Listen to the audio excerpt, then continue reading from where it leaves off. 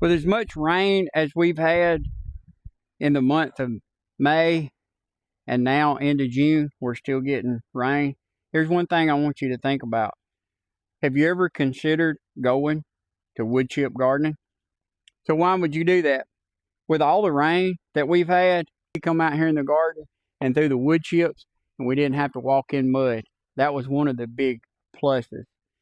Now, I am 100% raised bed, but if you planted into the ground, perfectly fine. Put wood chips around your rows.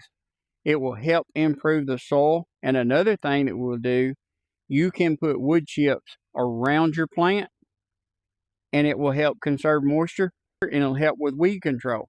And one of the things most people don't like to do is weed your garden. When you put this down, you will have less weeds. Now, you're still going to have them, but they're very easy to pull up. In the long run, you'll be glad you went to woodchip gardening, because I am. It makes your garden look great.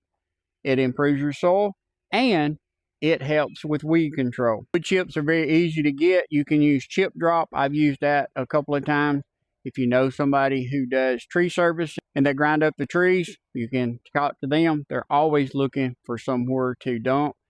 Some of y'all are lucky enough to have a place where they go and dump and you can come get it. I have never paid for wood chips. It's very easy to get. Stockpile it. It will break down over time, and you got good compost to put in your soil or your raised beds to grow you some good food.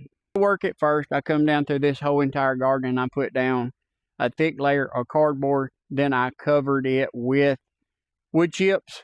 So I just had a thought. Have you ever considered wood chip gardening? Give it a try.